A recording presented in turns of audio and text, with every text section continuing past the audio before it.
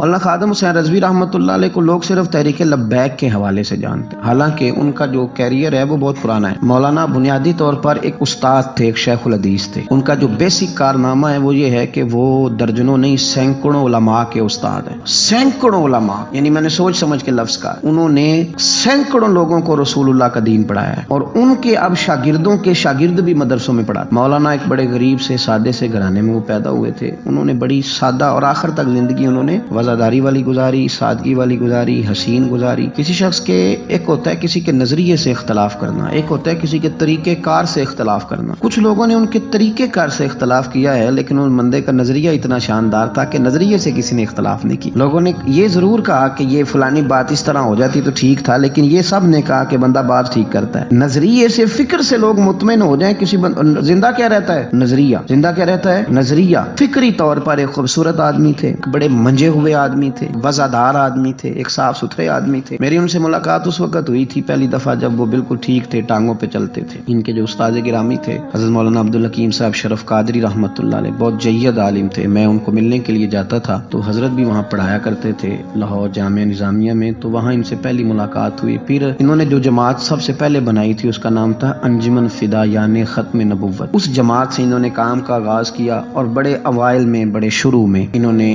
ختم نبوت کے تعلق سے مختصر سے کام کا آغاز کیا، اور بڑی جلدی ان کا کام پھیل گیا۔ مکی پیر مکی دربار میں یہ اوقاف کی مسجد کے سرکاری خطیب تھے، لیکن حضرت ممتاز قادری صاحب رحمۃ اللہ علیہ کی شہادت پہ انہوں نے سرکاری ملازمت چھوڑ دی۔ اس کے بعد انہوں نے بڑی محنت کی، بڑی جد و جہد کی، بڑی کاوش کی، بیمار اور معذور ہونے کے باوجود بڑی کوششیں فرمائیں، اور بڑے نڈر تھے، بڑے بے باک تھے، بڑے خوبصورت تھے۔ سب سے بڑی بات یہ تھی کہ سکہ عالم دین تھے۔ جماعت کسی بھی سیاسی جماعت کے پاس اتنا تگڑا بندہ نہیں جس طرح کہ حضرت مولانا خادم حسین رضوی صاحب۔ میری ان سے تسلسل جیل جانے سے پہلے میں ملا، جیل سے آئے تو پھر ملا۔ میں گرچہ ان کی جماعت میں کبھی شامل نہیں ہوا، لیکن فکری طور پر ان سے جو کہ پہلے کا ایک تعلق تھا، ابھی بھی 24 اکتوبر کو پچھلے مہینے کی وہ گجرات جا رہے تھے تو کچھ دیر ہمارے پاس رکے، اور دیر تک وہ باتیں کرتے رہے، اور دیر تک ان کی میں باتیں سنتا رہا۔ پھر وہ مجھ سے کچھ سوالات پوچھتے رہے، میں ان کے جواب دیتا رہا۔ پھر اچانک جو ہے وہ کچھ دن پہلے خبر ملی کہ ان کا طبیعت ان کی بڑی علیل ہے۔ میں نے تیمارداری کے لیے کچھ ان کے جو قریبی لوگ تھے ان سے رابطہ کیا، بتایا کہ آپ ٹھیک ہیں، آپ تھوڑے بیمار ہیں۔ پھر کل اللہ تبارک و تعالیٰ کا فیصلہ ہے، قدرت آئے، اور تیزی کے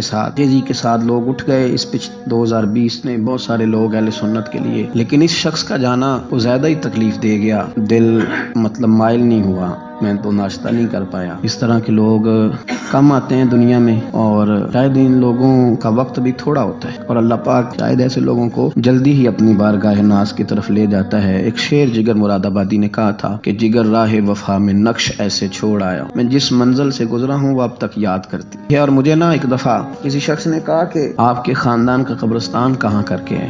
لوگ لکھنے والے جو لوگ ہوتے ہیں وہ پوچھتے رہتے ہیں کہ اس بندے نے کیا وصیت کی ہے، تحریری والے لوگ۔ تو میں نے انہیں کہا کہ قبر بھی بانی جائے گی۔ تو مجھے کہنے لگے کہ کس طرح کر کے پتہ چلے گا؟ تو میں نے کہا تے اکھاں جدوں میٹیاں تے پھر زمانہ مینوں روے، اپنا تے اپنا بیگانہ مینوں روے گا، تے جدوں نہ میں دسیا میں خارا نوں میں خانے وچ، پھر جام ٹوٹ جان گے میں خانہ مینوں روے گا۔ کئی لوک لوک رون گے تے کئی بک بک رون گے۔